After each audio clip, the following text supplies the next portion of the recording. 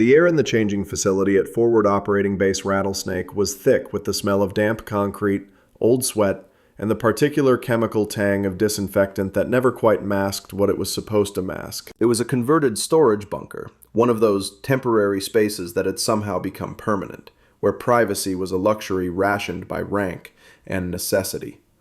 Master Chief Petty Officer Diana Frost moved through the narrow space with an economy of motion that most people found unnerving.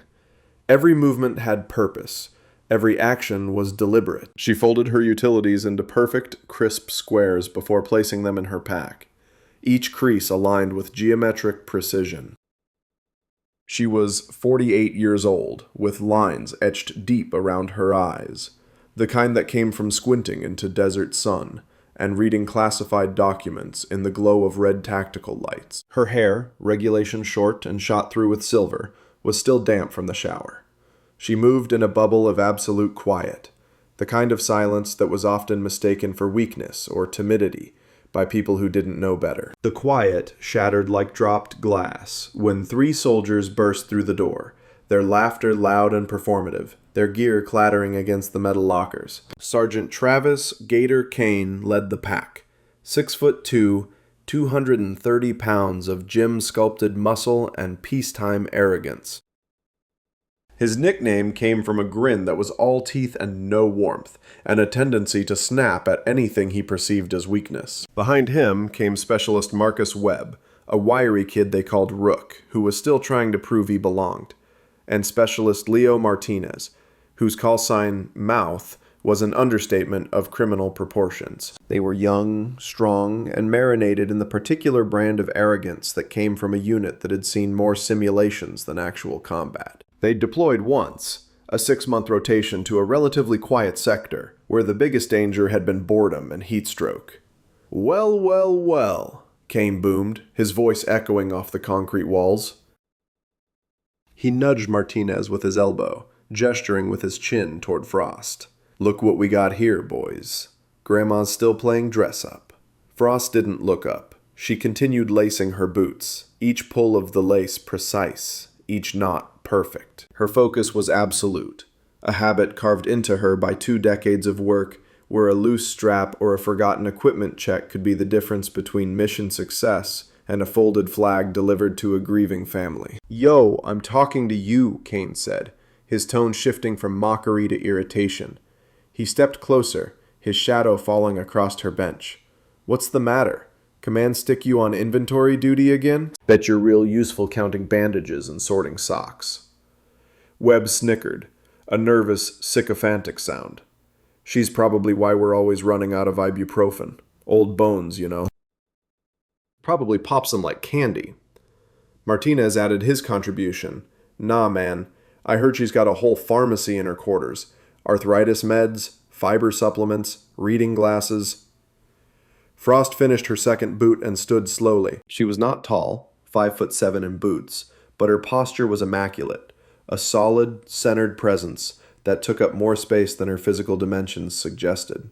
She met Kane's gaze for the first time. Her eyes were a flat, calm gray. No fear, no anger, just observation, recording, processing. "You gentlemen have a question." Her voice was low, steady, completely without inflection. The lack of reaction seemed to infuriate Kane more than any shouted retort could have. He was a man who ran on reactions. He needed fear, anger, submission, something to validate his dominance. Her calm was a void that swallowed his power. "Yeah, I got a question," he spat, stepping directly into her personal space, close enough that she could smell the energy drink on his breath and see the vein pulsing in his temple. Webb and Martinez fanned out slightly, creating a loose, intimidating semicircle. "My question is, what's a useless relic like you doing taking up a slot that someone useful could have? This is an operator's unit. We're supposed to be the tip of the spear. You're more like rust on the handle." Frost's gaze flickered, just for a fraction of a second, to the security camera mounted in the corner of the room. Its small red LED blinked steadily, a silent witness. Then her eyes returned to Kane. "Your assessment is noted," she said, her voice still perfectly level.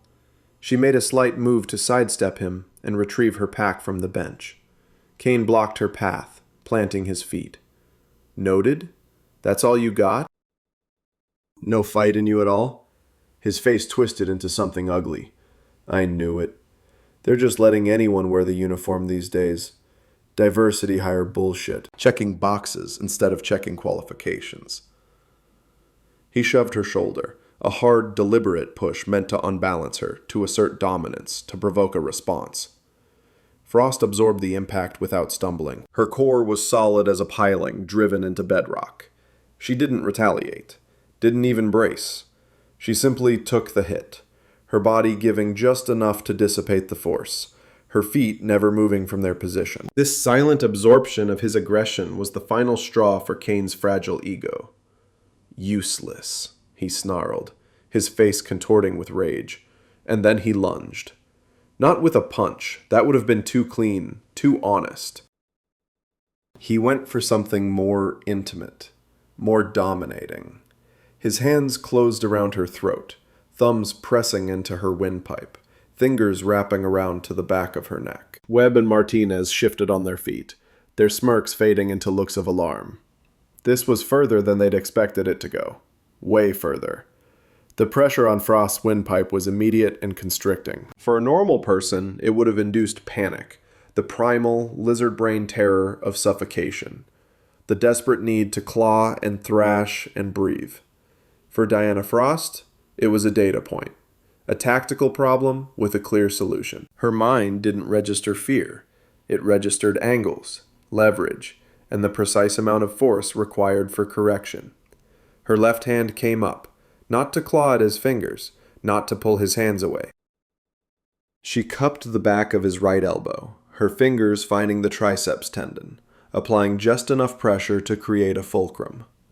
Her right hand found the pressure point on his wrist, where the radial nerve crossed the bone, just above the joint. It wasn't a strike, it was a placement. With a barely perceptible pivot of her hips and a slight turn of her shoulders, she redirected his forward momentum. Kane was strong, gym strong, peacetime strong. But his strength was linear, committed entirely to the chokehold. He was pushing forward with everything he had. She used that commitment against him. Suddenly, Kane found himself being pulled forward and down, his balance gone, his grip on her throat loosening as his own body's mechanics betrayed him. In the same fluid motion, Frost stepped back, guiding his now unbalanced frame past her. His momentum carried him stumbling into the metal locker behind her. He hit it with a loud, echoing clang, more surprised than hurt. The entire sequence had taken less than 2 seconds. There was no flourish, no shouted ki, no dramatic martial arts movie bullshit. Just the quiet, brutal efficiency of applied physics and 20 years of muscle memory.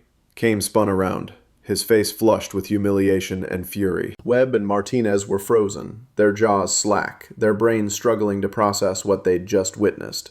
Frost stood exactly where she'd been, her breathing unchanged.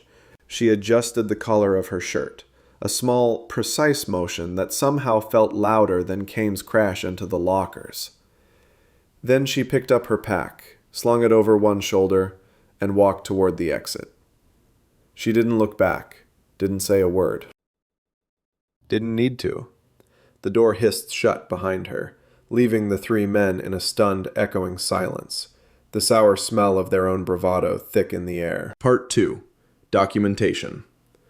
Frost walked through the corridors of Fob Rattlesnake with her usual measured stride, her boots making soft, even sounds on the concrete floor. The adrenaline that should have been coursing through her veins was instead a cold, clear current of focus. She felt eyes on her, a few soldiers who'd been in adjacent changing stalls, who'd heard the commotion, who'd seen her walk out calm as Sunday morning while 3 men were left looking like they'd been hit by a truck. But her face was a mask of professional neutrality. She wasn't a victim seeking sympathy. She was a systems operator identifying a fault in the machine. Her quarters were small, Spartan, and organized with almost obsessive precision. A single rack, a metal desk bolted to the wall, a chair, a footlocker.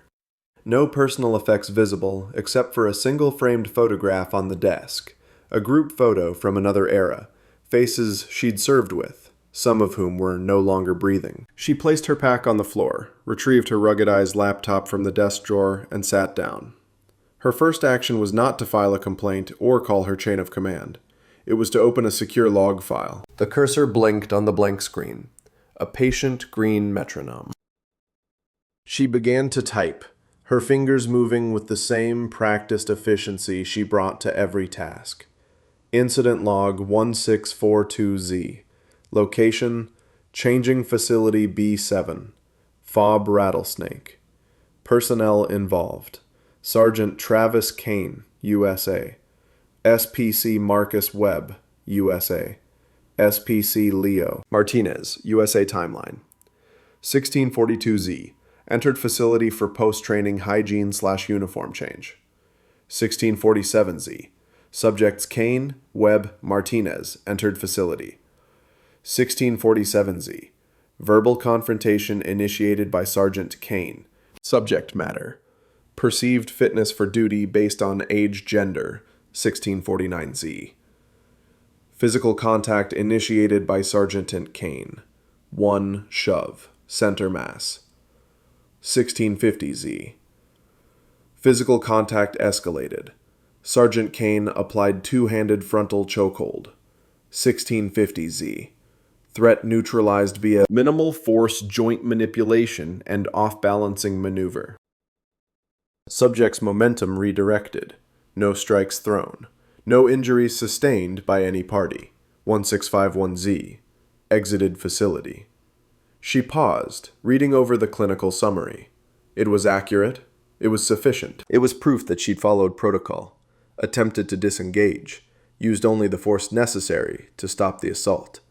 Documented immediately. Next, she accessed the base's internal network, navigating to the security infrastructure with the access credentials that came with her clearance level. She located the camera feed for changing facility B7. Status: online. Recording: continuous stream to central server. Retention: 30 days. Good. The proof existed. It was time-stamped. It was secure. She pulled up the Uniform Code of Military Justice on a second window, specifically Article 128, Assault, and Article 134, General Article, covering conduct prejudicial to good order and discipline. She highlighted the relevant passages, saved them to a separate file, and attached them to her log entry. She was building a case. Not out of a desire for revenge, but out of systematic necessity. A malfunction in a machine must be documented and corrected before it causes catastrophic failure. Sergeant Kane was a malfunction. With the documentation complete, she closed the laptop and stood. She moved to her footlocker, unlocked it with a key she wore on a chain around her neck, and opened the heavy lid. Inside, nestled among neatly folded PT gear and spare uniforms, was a small object wrapped in oilcloth. She carefully unwrapped it. It was a dive regulator, an old model, decades out of date, but maintained to a standard that exceeded any military specification. The rubber was supple, the metal polished, every seal perfect. She began to disassemble it with practiced, almost meditative movements. The hiss of depressurization, the soft click of tools, the gentle scrape of metal on metal. It was a ritual, a way of resetting her own internal mechanisms. As she worked, her fingers brushed against something else in the box, a small tarnished metal emblem. It depicted a phoenix rising from flames, its wings forming the shape of a trident overlaid with signal waves. Around the edge, barely legible, was a Latin inscription, Ex Silentio Vis, from silence strength. It was the insignia of a unit that officially no longer existed, a ghost in the machine of naval special warfare. A unit that had specialized in the impossible, deep penetration operations, intelligence gathering in denied territories, direct action missions that never made it into any official record. She polished the emblem with her thumb, her expression unreadable, before setting it aside and continuing her work on the regulator. The methodical process of restoring order to the machine in her hands mirrored the process she'd just initiated for the unit around her. Systems required maintenance. Errors required correction. And Diana Frost was very, very good at her job. Part 3. The Narrative. By the next morning, the rumors were spreading through Fob Rattlesnake, like a virus through an unvaccinated population. The story, as told by Kane and his crew, was a masterpiece of self-serving fiction that would have made Orwell proud. In their version, Frost was an unstable woman suffering from some kind of menopausal breakdown who'd snapped under the pressure of being in an operational environment she wasn't qualified for. They painted themselves as concerned NCOs who'd tried to have a friendly conversation about unit standards, only to be attacked without provocation by a woman who'd flown into a rage over a harmless joke. Kane claimed he'd merely defended himself, pushing her away to create distance. Webb and Martinez corroborated every detail, their story rehearsed and consistent. Frost heard the whispers in the chow hall, saw the sideways glances, the smirks from soldiers who bought the story, the looks of confusion from those who knew her reputation for quiet professionalism. She ignored all of it. She ate her breakfast, oatmeal, black coffee, and apple, her focus entirely on the food in front of her, a small island of calm in a sea of speculation and judgment. Kane, emboldened by the narrative he was successfully weaving, decided to press his advantage. He, Webb, and Martinez, looking for all the world like aggrieved victims, marched into the administrative office of Major Alexis Hartwell, the executive officer of the training battalion. Major Hartwell was 36, West Point, a true believer in process and procedure. She ran everything by the book, because the book was what protected everyone: the accused, the accuser, and the institution itself. "Ma'am, we need to file a formal complaint," Kane said, his voice dripping with manufactured sincerity, "against Master Chief Frost, for assault and conduct unbecoming." Hartwell looked up from her computer screen, her expression neutral. "State the nature of the complaint, Sergeant." Kane launched into his rehearsed tale, his performance worthy of a community theater production. He described Frost's supposed unprovoked aggression, her erratic behavior, her violent outburst. He painted himself as a peacekeeper, a senior NCO trying to de-escalate a situation with an unstable subordinate. Webb and Martinez nodded along like dashboard bobbleheads, adding corroborating details that were as false as cubic zirconia diamonds. "She's a danger to the unit, ma'am," Kane concluded, his face arranged into an expression of deep concern. "We're worried about operational security. If she snaps like that in garrison, what happens downrange?" Hartwell listened patiently, typing notes into a new report file. Her face betrayed nothing. She was a creature of procedure. An accusation was an input that required a specific set of processing steps. "I see," she said when Kane had finished his performance. "Your statements have been recorded. Master Chief Frost will be notified, and an inquiry will be opened. Standard Article 32 procedure. You're all dismissed." The three soldiers left with a triumphant swagger in their step. They thought they'd won. They'd turned their assault into a weapon, using the very system designed to protect soldiers as a tool to crush the one they'd wronged. What they failed to understand was that for officers like Hartwell, procedure was a double-edged sword, and for a woman like Diana Frost, it was a finely honed scalpel. Part 4. Counter-Strike. Later that afternoon, Frost was formally notified of the complaint. She read the summary on the tablet Hartwell handed her, her expression unchanged. "Do you have a response, Master Chief?" Hartwell asked, watching her closely. "I do," Frost replied. She handed the tablet back. "My full statement was filed at 1710 Zulu yesterday. Report number 734 Alpha. It contains all relevant facts, timeline, and supporting documentation." Hartwell blinked. She hadn't seen a report from Frost. She checked her system. There it was, submitted 8 hours before Kane and his cronies had even walked into her office. A simple, clinical report. 5 paragraphs. Cold facts. No dramatic accusations, no emotional language. Just a timestamp, a location, a sequence of events, and a note that supporting video evidence was available via the security system. The discrepancy was a flashing red light on Hartwell's procedural dashboard. One of these reports was false.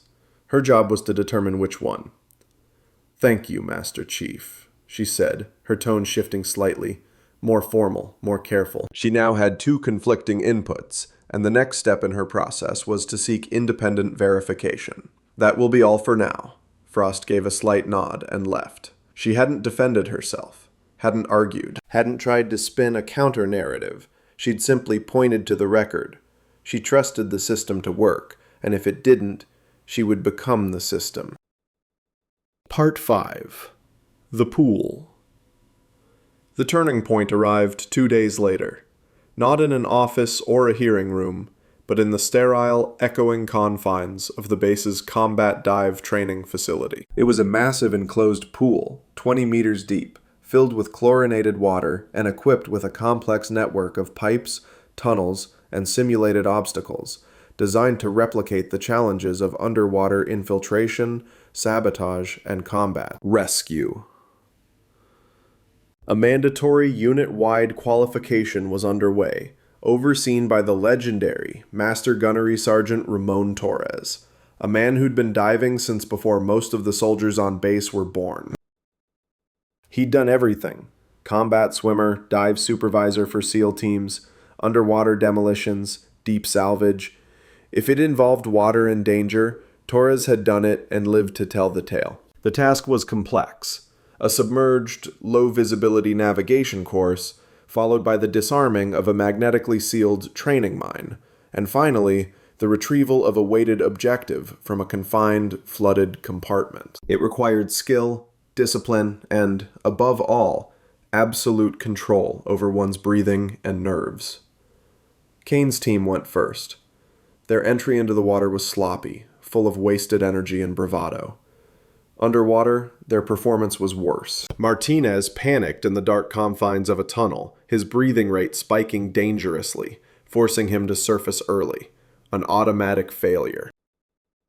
Webb struggled with the mine, his movements clumsy and inefficient, taking nearly 4 minutes for a task that should have taken 90 seconds. Kane managed to complete the course, but his time was poor, and his air consumption was dangerously high. He surfaced with less than 300 psi left in his tank, a safety violation that earned him a sharp rebuke from Torres. He emerged from the pool ripping off his mask, blaming the equipment, the water temperature, Martinez's incompetence, anything but his own lack of skill. Torres watched from the control booth, his weathered face grim. He made notes on his tablet.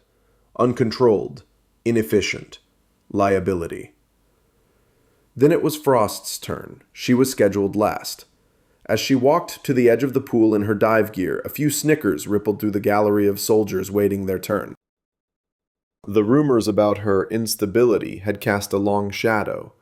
She entered the water with silent, controlled grace, creating barely a splash.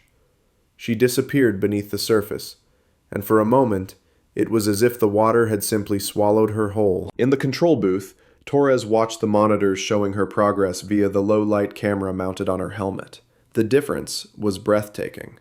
Where Kane's team had been a study in chaotic motion, Frost was a model of fluid dynamics. She didn't fight the water. She became part of it. Her movements were minimal, precise, purposeful. She didn't swim through the course. She flowed with it, using the water's natural currents to assist her movement, conserving energy with every stroke. Her breathing was so steady, so perfectly controlled, that the bubbles she released were small, rhythmic, almost meditative. Torres leaned closer to the screen, his eyes widening. He'd seen thousands of divers in his career: elite combat swimmers, SEAL team operators, Marine recon, Special Forces dive qualified. He'd never seen anything like this. She navigated the tunnel network without hesitation, her body adjusting to the tight spaces with innate, practiced ease. Where Martinez had panicked, she moved with the calm of someone who'd spent more time underwater than most people spent in church. She arrived at the training mine. Webb had fumbled with it for nearly 4 minutes. Frost approached it like a surgeon approaching a patient, her hands moving with calm, steady precision. finding the magnetic seals, manipulating the locking mechanism, neutralizing the device in 47 seconds. Torres let out a low whistle. She moved to the final objective, the confined flooded compartment. This was the most difficult part, deliberately designed to induce claustrophobia. The entry was a tight vertical shaft, barely wider than a person's shoulders. Frost inverted her body and pulled herself down into the darkness, her movements relaxed and confident. Inside the compartment, a space about the size of a phone booth, filled with obstacles and pitch black, she located the objective, secured it to her harness, and began her exit. No increase in breathing rate, no signs of stress. It was as if she were taking a leisurely stroll through a park. She surfaced at the far end of the pool, the objective in hand. Total time?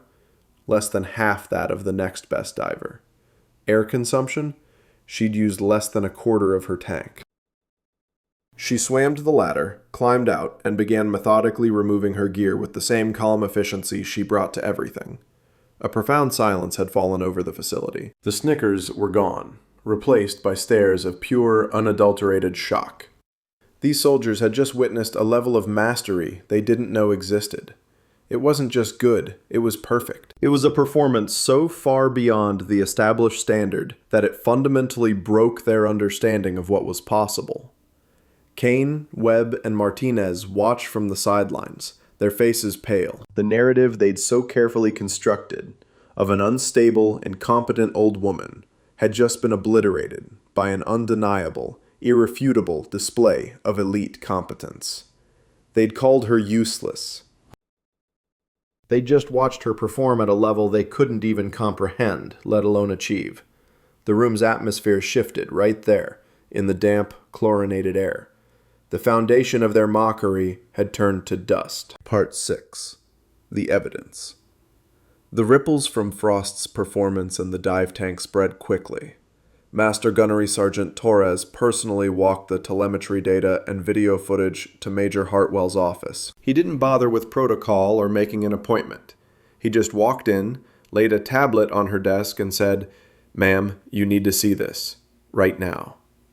Hartwell watched the footage. She saw what everyone else had seen, a level of aquatic proficiency that was less like training and more like art. She cross-referenced the performance data with Frost's official personnel file.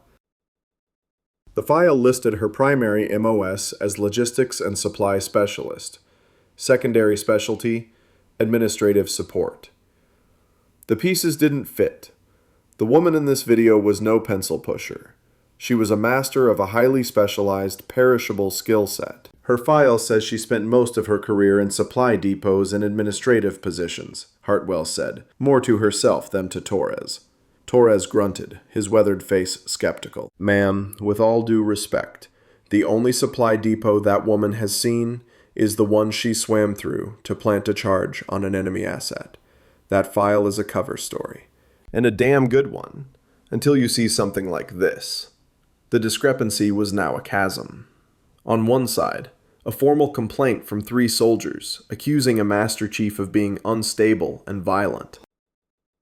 On the other, an irrefutable demonstration of elite skill, backed by the professional opinion of a man like Torres, who'd spent 30 years in the business. And in the middle, Frost's own terse clinical report filed before her accusers had even walked into the office. Hartwell's procedural mind kicked into high gear. The most reliable arbiter of conflicting reports was objective third-party data. She typed a formal request into her terminal. Request.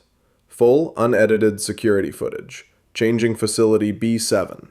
Timestamp 1640Z to 1700Z. Date redacted. Authority Article 32 Investigation. The authorization came back in minutes. Her clearance was sufficient. The file downloaded. Hartwell dimmed the lights in her office, put on her headphones, and hit play. The video was grainy, shot from a high corner angle, but the audio was clear enough. She watched Frost folding her uniform, watched Kane, Webb, and Martinez enter, heard their taunts, their mockery, saw Frost's calm, non-reactive posture, watched Kane shove her. watched her absorb it without retaliation. And then she watched the choke, watched Kane's hands go around Frost's throat. Hartwell felt a cold knot of anger form in her stomach. She watched Frost's flawless, minimal force response, the joint manipulation, the redirection, Kane stumbling into the locker. She watched Frost calmly collect her gear and leave. She rewound the footage, watched it again. Then a third time. The evidence was absolute, unassailable. Sergeant Kane had committed a felony assault, Article 128, aggravated assault with intent to cause bodily harm. His two companions had stood by and done nothing, making them accessories under Article 78.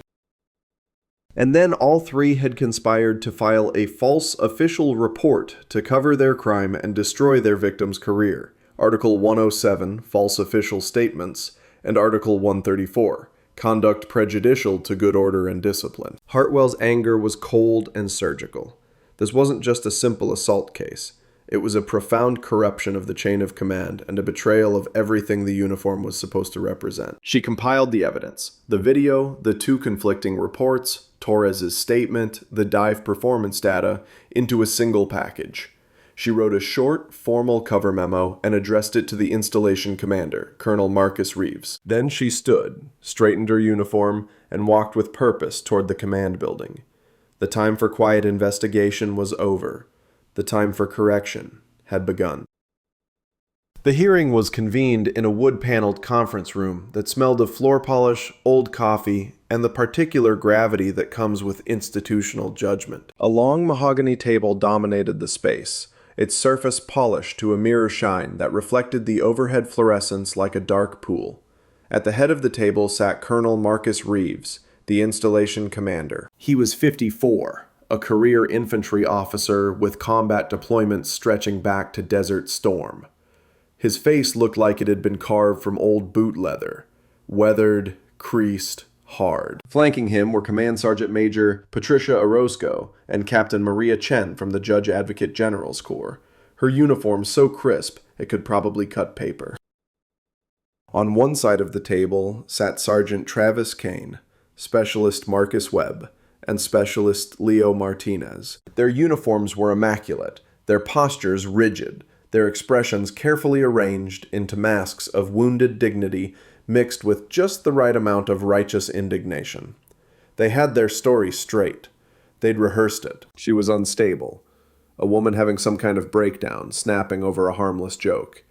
They were concerned NCOs trying to help, and she'd attacked them without warning. It was a classic he said, she said situation, and they were three decorated soldiers with deployment patches and combat action badges. Who would a colonel believe?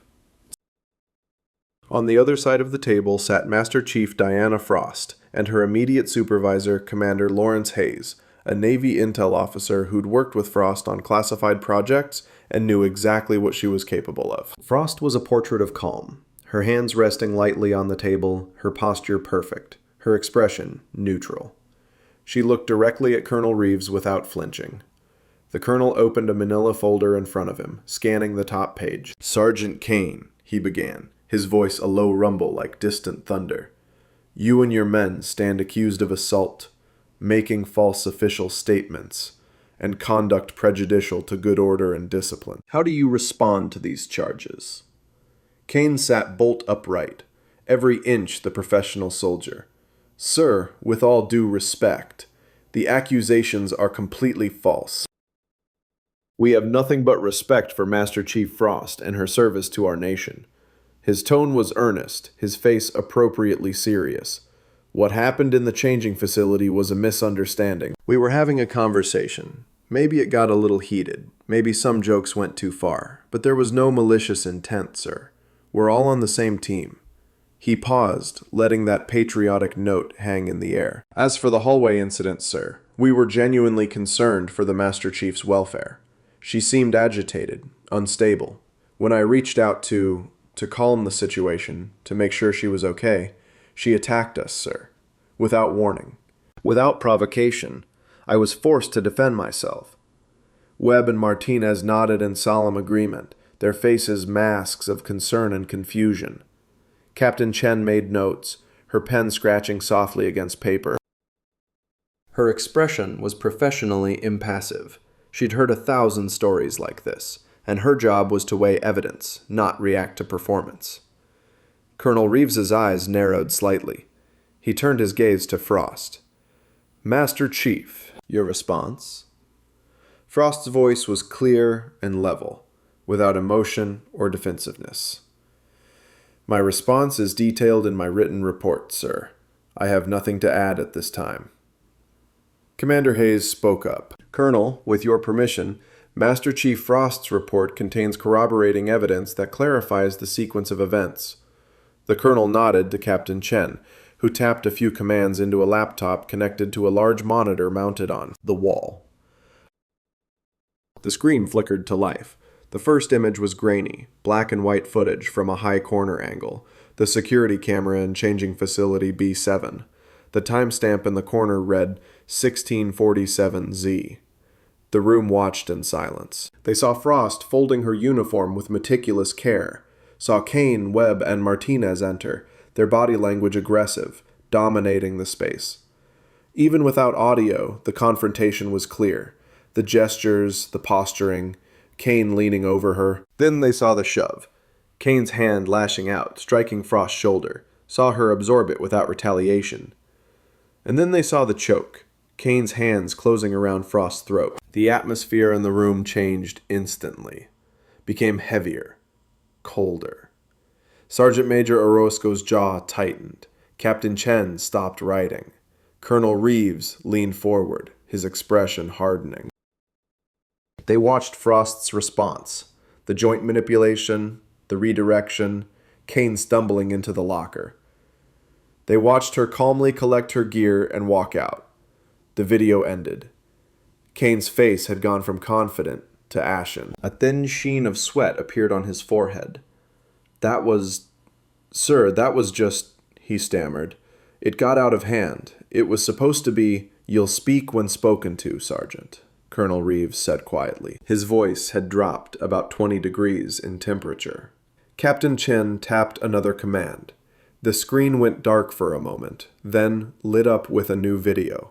The perspective was lower, slightly shaky at first, then stable. Body camera footage. The timestamp read 0130Z, 17 October. The audio crackled to life, filling the silent room. "Well, well, look who's working late. Trying to impress the brass with how many buttons you can push? Cat got your tongue, Chief? Or are you just scared? We're the tip of the spear. You're the guy who sharpens the spear. Important job, I guess. But let's not get confused about who wields it." The room watched as Kane gave Frost a hard shove. And then they watched the pivot. Captain Chen, at the colonel's silent gesture, slowed the footage to quarter speed. The room watched, mesmerized, as flawless, impossible physics unfolded on screen. The wrist lock, the nerve strike, the controlled off-balancing push. 3 highly trained soldiers neutralized in under 10 seconds by a woman half their size, without a single punch thrown, without a raised voice. They heard her final, quiet words. "The conversation is concluded." The video ended. The screen went dark. The silence in the room was absolute, dense, suffocating, filled with the death of a carefully constructed lie. Kane, Webb, and Martinez sat frozen, their faces the color of old newsprint. The smug confidence had evaporated like water on hot concrete, replaced by the stark, cold terror of being caught in an undeniable truth. Colonel Reeves slowly sat back in his chair. He looked at the 3 soldiers, and his expression was not one of rage, but of deep, profound disappointment, the kind that cuts deeper than anger ever could. "I've seen a lot in my career," he said quietly. "I've seen cowards, I've seen bullies. I've seen men who wore the uniform, but dishonored everything it stands for." He paused. "But I have rarely seen anything as pathetic as what I just watched." He turned his gaze to Frost. His eyes, which had been hard and skeptical at the start of the hearing, now held something different. Respect. The real kind. Earned and absolute. Master Chief Frost, he said, his voice carrying the full weight of his authority. Thank you for your restraint. Thank you for your professionalism. And thank you for trusting the system to work. He turned back to Kane, and the temperature in the room dropped another 10 degrees. Gunnery Sergeant Kane, he began. It's Sergeant, sir, Captain Chen interjected quietly. His reduction in rank from the Article 15 has already been processed. Sergeant Kane, Reeves continued, the correction making the demotion land even harder. You and your men are a disgrace, not just to your unit, but to the uniform of the United States Army. He picked up a document from the folder in front of him. I have reviewed your service records. All three of you have had exemplary careers up to this point, which makes this even more disappointing. You had everything. Respect, responsibility, a future, and you threw it away because you couldn't tolerate the presence of a woman who was more competent than you. He let that sink in. Here are my findings. All three of you are guilty of assault under Article 128. Sergeant Kane, you are additionally guilty of aggravated assault with intent to cause bodily harm. All three of you are guilty of making false official statements under Article 107, and of conduct prejudicial to good order and discipline under Article 134. He closed the folder with a sharp snap. Sergeant Kane, you are hereby reduced to the rank of private. You will forfeit 2/3 of your pay for 6 months. You will be reassigned to a non-supervisory position, and I am recommending your immediate transfer to Fort Polk, Louisiana, where you will serve out the remainder of your contract, doing the jobs that nobody else wants. Fort Polk. The armpit of the Army, a place where careers went to die. Kane's face went gray. Specialists Webb and Martinez, you are both reduced to private first class. You will forfeit half your pay for 3 months, and you will receive 90 days of extra duty and restriction. This will be noted in your permanent records, and I am recommending against any future promotions for a period of no less than 3 years. He stood, and everyone else stood with him. This command has zero tolerance for predators in its ranks. You are dismissed. Report to the Sergeant Major's office immediately to receive your reassignment orders. The three men, now effectively broken, their careers in ruins, rendered stiff, defeated salutes and filed out of the room. When the door closed behind them, Colonel Reeves turned to Frost. Master Chief, I apologize for the assault, for the harassment, and for the fact that you had to experience any of this while serving under my command. You deserved better. Frost gave a slight nod. The system worked, sir. That's all that matters. The system worked because you trusted it and gave it the evidence it needed to work, Reeves replied. Most people in your position would have taken matters into their own hands. You showed more discipline than I've seen in officers twice your rank. He extended his hand. Frost shook it. If you ever need anything, a reference, a recommendation, anything, you call me directly. Understood? Understood, sir. Thank you. Part 8. The Formation. The next morning dawned clear and cold over FOB Rattlesnake. The desert sun was just beginning to climb over the eastern mountains, casting long shadows across the main parade ground. By 0630, the entire base command was assembled, nearly 900 personnel standing in formation, their breath misting in the pre-dawn chill. Army, Navy, Marines, Air Force, all branches represented, all standing at rigid attention. There was tension in the formation, a buzz of anticipation that rippled through the ranks like electricity through a circuit. Everyone knew something significant was happening. The base grapevine had been working overtime, and while details were scarce, everyone knew it involved the 3 recon guys and the quiet Navy Master Chief. Colonel Reeves stood at the podium, on the raised platform at the front of the formation. Command Sergeant Major Orozco stood to his right, her face carved from granite. The colonel's voice, amplified by the base-wide PA system, carried to every corner of the parade ground. This morning, he began, his words landing like hammer blows in the still air.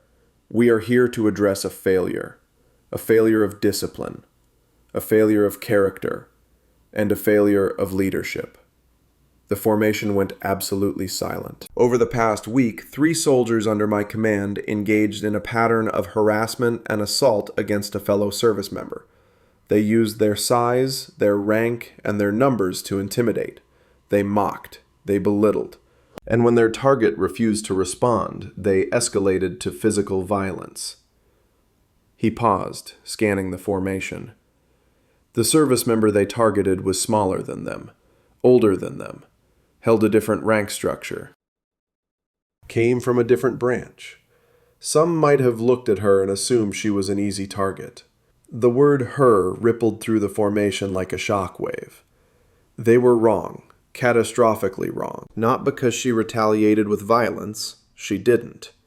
Not because she broke regulations, she didn't. She was wrong to target because the officer they assaulted is a decorated combat veteran with more operational experience than the 3 of them combined.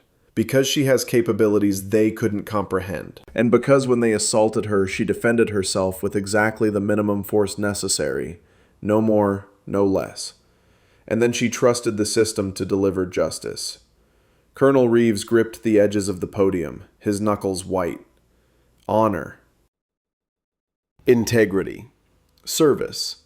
These are not just words we paint on buildings. They are not just phrases we recite at promotion ceremonies. They are the standards we are sworn to uphold, every day, in every action. 3 soldiers under my command failed to meet those standards. They brought dishonor upon themselves, upon their unit, and upon this installation. His voice hardened, became cold as winter's steel. Private Travis Kane, Private First Class Marcus Webb, Private First Class Leo Martinez, front and center. There was a collective intake of breath across the formation. The 3 men, no longer sergeants or specialists, now just privates, detached from their units and marched to the front. Their faces were grim, their movements stiff and mechanical. They halted before the podium and stood at attention, eyes fixed on the horizon, unable to meet the gaze of 900 pairs of eyes boring into their backs. Colonel Reeves read the formal findings from the Article 15 hearing. He detailed the punishments: reduction in rank, forfeiture of pay, extra duty, restriction, reassignment. It was a public, professional execution. Then he did something no one expected. Master Chief Petty Officer Diana Frost, front and center. Frost emerged from the Navy detachment, her stride calm and measured as always. She marched to the front and halted beside the 3 disgraced soldiers, rendering a crisp salute to the colonel. He returned it. Then he turned to address the formation again. Master Chief Frost demonstrated the highest ideals of military service. When confronted with unprofessional and aggressive behavior, she responded not with emotion, but with discipline. She showed restraint when she had every legal right to use greater force. She trusted the system of justice to work, and she provided that system with irrefutable evidence.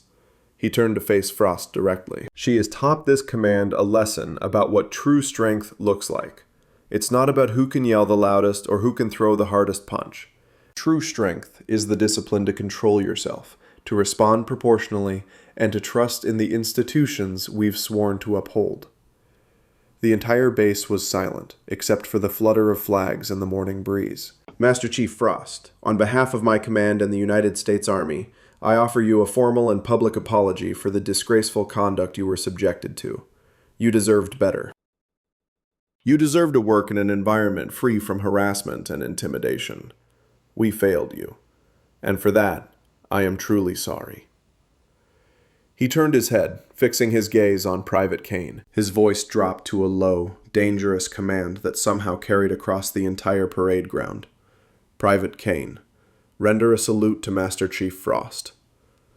For a moment, a long, painful moment, Kane hesitated. His body was rigid, his face a mask of humiliation and suppressed rage.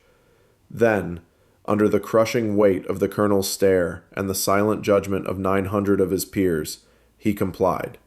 He raised his hand in a salute. It was mechanically perfect.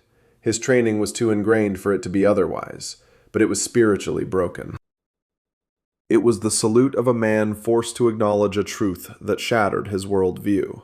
That the person he'd mocked and attacked was, in every way that mattered, his superior. Frost met his gaze for one brief second. Then she returned the salute, her movements clean and precise, devoid of any hint of triumph or satisfaction. It was not a victory, it was a restoration of order.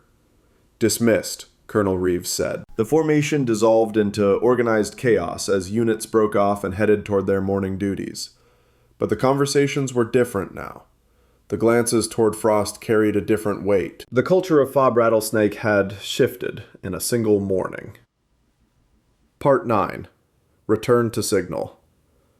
The final scene played out not on the parade ground, but back in the quiet, humming heart of the operations center. The atmosphere had changed. The whispers about Frost were gone, replaced by something else. A respectful distance. An acknowledgement that they were in the presence of someone who operated on a different level.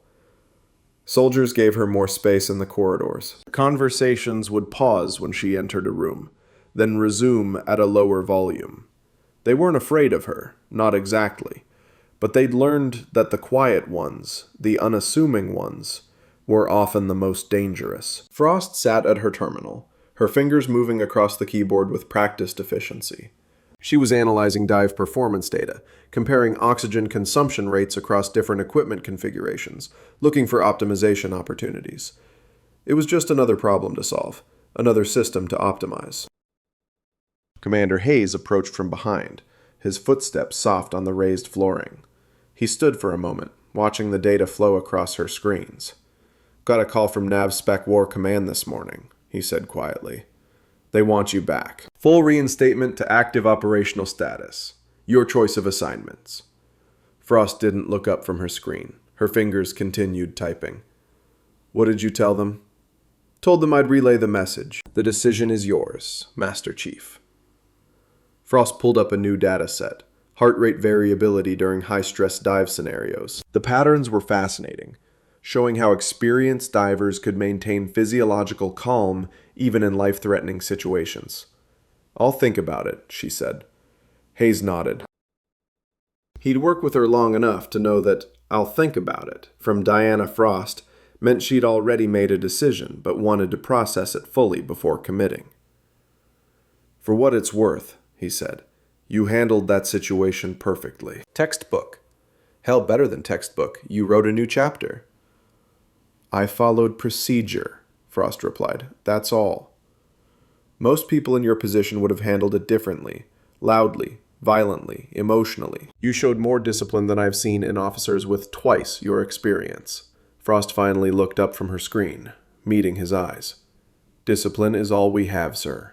Without it, we're just violence in uniform." Hayes smiled slightly. "That's going in my next leadership talk. Mind if I quote you?" "Not at all, sir." He turned to leave, then paused. "Oh, one more thing. Master Gunnery Sergeant Torres wants to buy you a beer. Says he's never seen diving like that in 30 years. Pretty sure he wants to recruit you for something." The corner of Frost's mouth quirked, the closest thing to a smile she'd shown in days. "Tell him I don't drink, but I'll take a dive buddy recommendation." "Will do." As Hayes walked away, Frost returned her attention to her screens. The data was calling to her, patterns waiting to be found, problems waiting to be solved. Her phone buzzed. A text from an unknown number with a 757 area code. Virginia Beach. SEAL Team territory. The message was short. "Heard about Rattlesnake. Well done. Coffee when you're back stateside? M." She knew who M was. Master Chief Monica Reyes, one of the original CST operators, now running selection for a classified program that didn't officially exist. Frost typed a short reply. "Copy. Will advise when wheels down CONUS." She hit send, put the phone away, and opened a new task list on her terminal. The past was a closed file, a completed task. The system had worked. The malfunction had been corrected. Now there was new work to do. Always new work. She pulled up the latest intel brief on denied area communications, a problem that had stumped 3 different contractors and cost the DoD millions in failed solutions. Her fingers began to move across the keyboard, diving into the raw data, looking for the signal hidden in the noise. Outside, the sun climbed higher over FOB Rattlesnake. The base continued its daily rhythm: training, operations, maintenance. The mission continued, as it always did, and in the quiet heart of the operations center, Master Chief Diana Frost did what she'd been doing for 20 years. She found the problems no one else could see. She solved them with precision and discipline, and she moved on to the next challenge, quiet as ever, unassuming as ever. But now, everyone knew. The quiet ones were often the most dangerous, and the most capable. Epilogue. 3 months later. Private Travis Kane stood in the supply warehouse at Fort Polk, Louisiana, counting ammunition crates in the suffocating heat of a southern summer. It was his 5th week of inventory duty. His hands were blistered from moving crates. His back ached. His pride was shattered beyond repair. Every morning, he woke up and remembered the moment that video had played in that conference room. The moment his entire world had collapsed. He'd underestimated her, dismissed her, attacked her, and she'd corrected him with the kind of precision that haunted his nightmares. He would never make rank again. His career was effectively over. He was just serving out his time until his ETS, end of term of service, when he could finally leave the army and try to rebuild some kind of life. But the lesson would stay with him forever. Never mistake quiet for weak. Never mistake calm for incapable.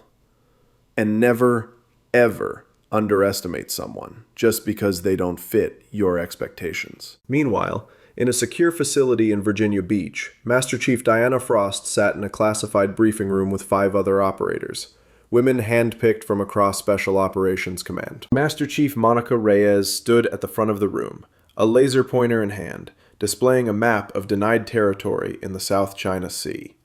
"This is a zero-fail mission," Reyes said. "Deep penetration, technical exploitation, exfil under pressure. The kind of op that doesn't exist and never happened." She looked at Frost. "Diana, you'll be running comms and dive ops. Questions?" Frost studied the map, her mind already processing angles, calculating risks, identifying the elegant solution hidden in the complexity. "No questions," she said quietly. "I'm ready." Because she always was.